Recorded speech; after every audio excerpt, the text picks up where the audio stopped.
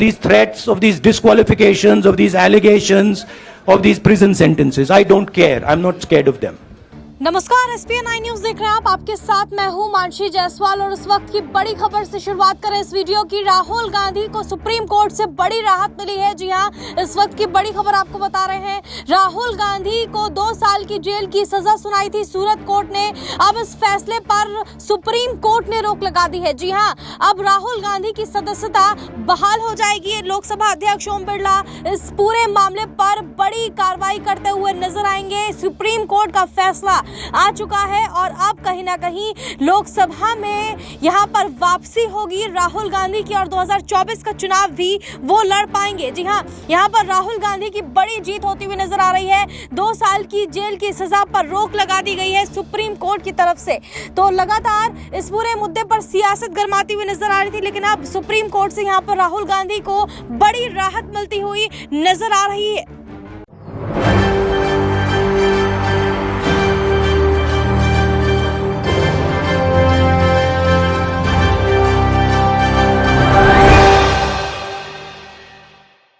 दरअसल लगातार राहुल गांधी की संसद सदस्यता को लेकर बवाल मचता हुआ नजर आ रहा था। जब से मानहानि मामले में राहुल गांधी की मुश्किलें बढ़ी हैं, उनकी संसद सदस्यता उनसे छिनी है, तब से वो लगातार कोर्ट के जो है झटके झेल रहे हैं। पहले सूरत कोर्ट से उनको झटका लगा, उसके बाद गुजरात हाई कोर्ट से उन्हें झटका लगा, लेकिन आखिरकार उन्होंने सुप्रीम कोर्ट का दरवाजा खटखटाया। मैंने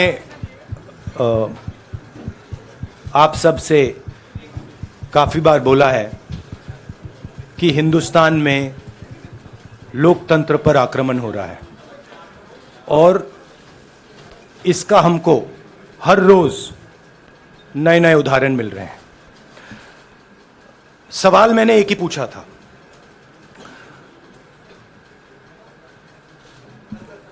फाउंडेशन पे जाता हूं, अदानी जी की शेल कंपनीज हैं, अदानी जी की शेल कंपनीज हैं, उसमें 20,000 करोड़ रुपया किसी ने इन्वेस्ट किया। अदानी जी का पैसा नहीं है, अदानी जी का इंफ्रास्ट्रक्चर बिजनेस है, पैसा किसी और का है। सवाल यह है, ये जो 20,000 करोड़ रुपए हैं ये किसके हैं? यह सवाल मैंने पूछा। मैंने पार्लियामेंट हाउस में प्रूफ देके, जो मीडिया रिपोर्ट से मैंने निकाला, अदानी जी और नरेंद्र मोदी जी के रिश्ते के बारे में डिटेल में बोला। रिश्ता नया नहीं है, रिश्ता पुराना है। जब नरेंद्र मोदी जी गुजरात के सीएम बने थे तब से रिश्ता है और उसके बहुत सारे पब्लिक प्रूफ्स हैं। हवाई जहाज में मैंने फोटो दिखाई, नरेंद्र मोदी जी बड़े कंफर्ट में बैठे हुए थे अपने दोस्त, अपने मित्र के साथ। पार्लियामेंट में मैंने दिखाई। यह सवाल मैंने पूछा। फिर मेरी स्पीच को एक्सपंज किया गया। मैंने स्पीकर को डिटेल चिट्ठी लिखी, पॉइंट बाय पॉइंट, कि मैंने कहा कि एयरपोर्ट्स अदानी जी को रूल बदल के दिए गए हैं। ये लीजिए रूल की कॉपी जिसको बदला गया है। चिट्ठी लिखी, कोई फर्क नहीं पड़ा। फिर मेरे बारे में मंत्रियों ने पार्लियामेंट में झूठ बोला कि मैंने विदेशी ताकतों से मदद मांगी। मैंने ऐसी कोई बात नहीं की है। मैंने कहा स्पीकर से, मैंने जाके कहा, स्पीकर सर, पार्लियामेंट का नियम है कि अगर किसी मेंबर पर कोई एक्यूजेशन लगाता है तो उस मेंबर को जवाब देने का हक होता है। मैंने एक चिट्ठी लिखी, उस चिट्ठी का जवाब नहीं आया। दूसरी चिट्ठी लिखी, उस चिट्ठी का जवाब नहीं आया। फिर मैं स्पीकर के चेंबर में गया। मैंने स्पीकर सर से कहा, स्पीकर सर, ये कानून है, ये रूल है, इन्होंने झूठा आरोप लगाया है। मुझे आप बोलने क्यों नहीं दे रहे हैं? स्पीकर सर मुस्कुराते हैं, कहते मैं नहीं कर सकता। और फिर उसके बाद आपने सबने देखा क्या हुआ। सवाल पूछना मैं बंद नहीं करूंगा। नरेंद्र मोदी जी का अदानी के साथ क्या रिश्ता है और 20,000 करोड़ रुपए किसके हैं, मैं पूछता जाऊंगा। मुझे कोई डर नहीं लगता इन लोगों से। और अगर ये सोचें कि मुझे डिस्क्वालीफाई करके, धमका के, जेल में डाल के मुझे बंद कर सकते, नहीं, मेरी वो हिस्ट्री नहीं है। मैं हिंदुस्तान के लोकतंत्र के लिए लड़ रहा हूं और मैं हिंदुस्तान के लोकतंत्र के लिए लड़ता रहूंगा। किसी चीज से नहीं डरता हूं, यह सच्चाई है। अब आप सवाल पूछिए। एक एक करके प्लीज। हाँ मोहित, I'll say it in English also. Sorry. I'll say it in English also. The question begins a few weeks back in Parliament, where I asked the Prime Minister a very specific set of questions. Question number 1, 20,000 crore rupees or $3 billion are in shell companies owned by Mr. Adani. Mr. Adani could not have generated this money. He's an infrastructure business. Where did this money come from? Whose money is it? That was the first question. Whose shell companies are there? These companies are working in the defense field. Why does nobody know whose money this is? There is a Chinese national involved in this. Why is nobody asking the question, who is this Chinese national? That was the first question. Second question was set of questions with proof.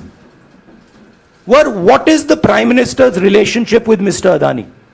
I showed a picture of the Prime Minister and Mr. Adani's plane relaxing. I gave documentation about the defense industry, about the airports, about statements made in Sri Lanka, about statements made in Bangladesh, pictures of Mr. Narendra Modi sitting with the State Bank chairman in Australia. And I put this proof on the table. Immediately after that, the BJP started its work. My speech was expunged. I wrote a letter to the Speaker with a detailed explanation on the defense industry, on the airports, with press clippings, supporting documents, legal documents, and said, this is the supporting foundation of my speech. I have not made this speech, I have not invented this. This is detailed research, here it is. Nothing happened. Nothing was revoked. My speech today is not part of the record of Parliament. The same, by the way, was done with Mr. Kharge. After that, BJP ministers lied about me in Parliament. They made the statement to distract from the Adani issue. The whole game, disqualification, and all these statements are to distract from the central question, whose money is it? 20,000 crores, whose is it? Kiska hai ye? That's the main question. The whole thing is to distract. So, they said that I've asked foreign forces to help India. Most ridiculous statement. I have never made such a statement. You can look at all the conversations I had in the United Kingdom. Not one such statement was made. In fact, I said this is India's problem. India has to resolve this problem, right? A minister lies on the floor of the House. I wrote to the Speaker and I said, Speaker, sir, it is my right as a member of Parliament, when somebody makes an accusation, to state my position. Please let me state my position. The first letter is not answered. I then write a second letter with more details, saying the names and what was said. Still no answer. I then go to the Speaker's chamber and I say, Speaker, sir, what is going on? We live in a democracy. You are the defender of that democracy. Why are you not letting me make my statement? The speaker smiles and says, I cannot do that. Come and have a cup of tea with me. Right? So this is the whole drama that is being orchestrated to defend the Prime Minister from the simple question. Whose 20,000 crore rupees, whose $3 billion went to Mr. Adani shell companies? हाँ जी मोहित, एक minute, सबको राहुल मौका जी, मिलेगा। राहुल जी, मोहित दुबे हूं मैं। मेरा सवाल यह है कि आप शहीदों By the way, sorry, I just need to finish that. I left out a part. Look, I am here defending the democratic voice of the Indian people. I will continue to do that. I am not scared of these threats, of these disqualifications, of these allegations, of these prison sentences. I don't care. I'm not scared of them. Okay? These people don't understand me yet. I am not scared of them. They are used to everybody being scared of them. I am not scared of them. Right? And I will continue to ask the question, what is the Prime Minister's relationship with Mr. Adani? It is an old relationship. It is a relationship that began when he was Chief Minister of Gujarat. Mr. Adani constructed the idea of Resurgent Gujarat, organized all that. This is a partnership. It's a close partnership. I'm going to keep asking that question. Rahul ji, मैं मोहित दुबे हूं। मेरा सवाल यह है कि आप शहीदों के परिवार से आते हैं। आपकी दादी भी डिस्क्वालीफाई हुई, जनता के बीच गई, आप सत्ता में वापस आए। आज के दौर में राहुल गांधी भी डिस्क्वालीफाई हो गए हैं क्योंकि तमाम आपने इश्यूज को उठाया, चीन के इश्यूज को उठाया। क्या राहुल गांधी भी जनता के बीच में जाएंगे और वही वापसी फिर से करेंगे? राहुल गांधी भारत जोड़ो यात्रा में